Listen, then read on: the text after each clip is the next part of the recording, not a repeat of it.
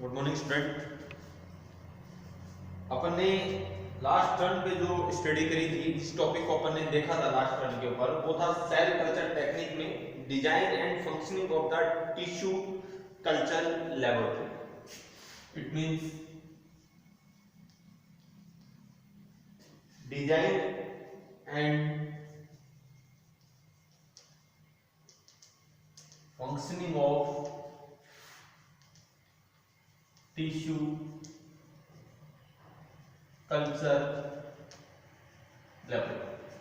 ठीक है, कि जो टिश्यू कल्चर लेबोरेटरी होती है उसकी डिजाइन किस टाइप से होती है और उसके अंदर जो वर्किंग एरियाज होते हैं वो किस प्रकार से सेपरेट होते हैं, इसकी स्टडी अपन इससे जो प्रीवियस लेक्चर है उसके अंदर कर ली थी। आज मैंने आपको प्रीवियस लेक्चर में बताया था कि हम ये जो लेबोरेटरीज होती हैं ये डिफरेंट टाइप्स की हो सकती है, बट हमारे यहाँ जो लेबोरेटरी है उसकी डिजाइन को हमने यहाँ पे ड्रॉ किया है, जो कि आज अपन एक्सप्लेन यहाँ पर करें। ठीक है, आज के टॉपिक में अपन इसका जनरल लेआउट डायग्राम देखेंगे, किस प्रकार से ये जो लेबोरेटरीज होती हैं ये हो सकती है।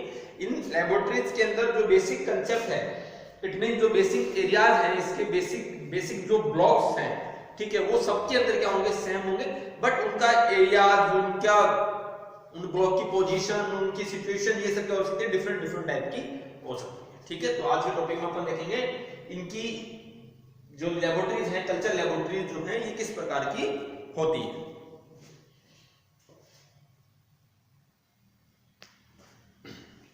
चलिए इसको अपन देखते हैं। इसको मैंने अभी इतना ही बनाया है, इसके बाद इसको, क्योंकि अगर इसको थोड़ा सा ज्यादा अगर मैं यहाँ पे ड्रॉ कर दूंगा तो फिर आप लोग ये कॉम्प्लिकेटेड हो जाएगी, आप लोगों के सामने सिचुएशन आप लोगों को समझ में नहीं आएगा क्या है, इसलिए पहले इसको मैं यहाँ से शुरू करता हूँ। देखिए, ये जो आपको आउटर सरफेस दिख रही है, इट मींस ये जो ये पूरा एक ब्लॉक है, इट मींस ये पूरा क्या है, एक रूम है, दिख रहा है ये।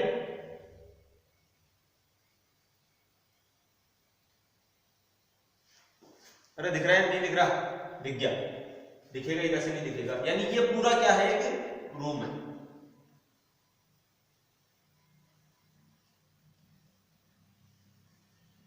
ठीक है,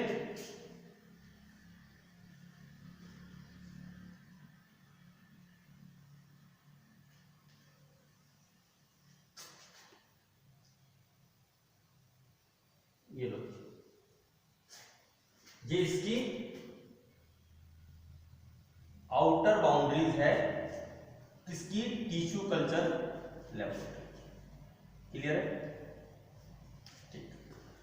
अब मैंने आपको बताया था कि इस टिश्यू कल्चर लेबोरेटरीज के अंदर लास्ट क्लास के अंदर इसमें दो गेट होते हैं, एक होता है एंटर और जो सेकंड वन होता है एग्जिट। तो ये तो है एंटर या फिर डोर, और ये है एग्जिट। क्लियर है? यहां से अपन एंटर करेंगे और वहां से क्या करेंगे, अपन एग्जिट करेंगे। एंड ये जितने टाइप के अपन शो कर रहे हैं, ये है गेट। क्या है ये? गेट। क्लियर है? ठीक। अब ये जो गेट है, इन गेट के ऊपर क्या लगा हुआ है, एयरलॉक लगी हुई है। क्या लगा हुआ है? एयरलॉक।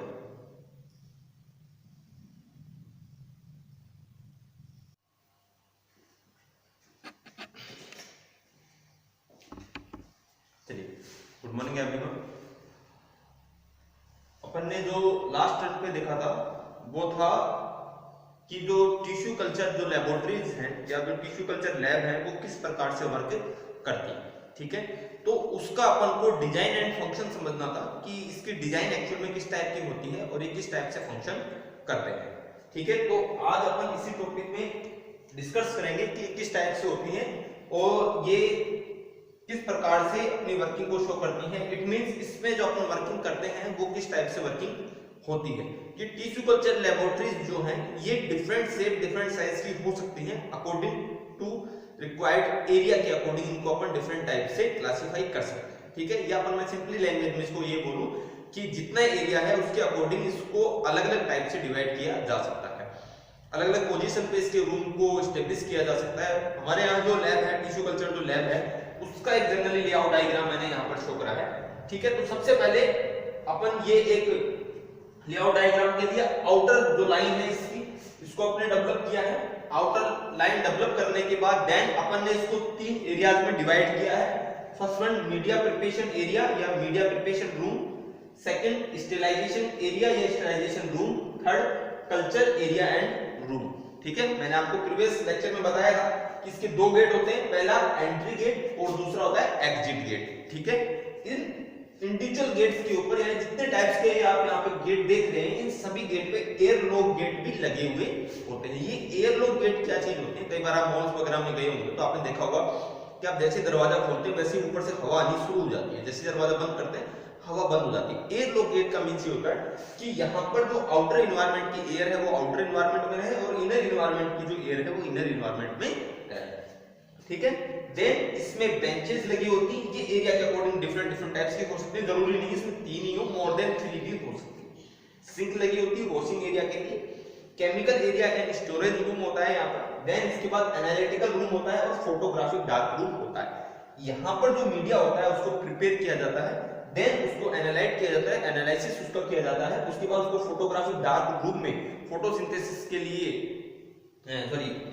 फोटोग्राफिक डार्क रूम में उसको एनालाइज करने के लिए या वो जो मीडिया प्रिपेयर एक्चुअल में सही हुआ है या नहीं हुआ उसको देखने के लिए उसको यहाँ पर भेज दिया जाता है। देन फिर शिफ्ट होते हैं बी के अंदर स्टेलाइजेशन एरिया में, इसमें वॉशिंग एरिया होता है, यहाँ से जो मीडिया डेवलप होता है उसको वॉश करने का काम होता है, और यहाँ पे डाइसेक्शन एरिया होता है, जो टिश्यूज वगैरह होते हैं उनको यहाँ पे डाइसेक्ट किया जाता है। देन इसके बाद में वो एंटर करते हैं कहाँ पर, कल्चर एरिया या कल्चर एरिया रूम में, यहाँ पे स्लैब्स लगी होती है, यहाँ पर जो टिश्यू होता है उसको कल्चर किया जाता है। देन आप इसके दूसरे पॉइंट से एग्जिट पॉइंट से बाहर निकल जाते हैं। ठीक है, इसकी थोड़ी राउंड करना। जब सेल कल्चर लेबोरेटरी में 2 गेट होते हैं, first entry gate and second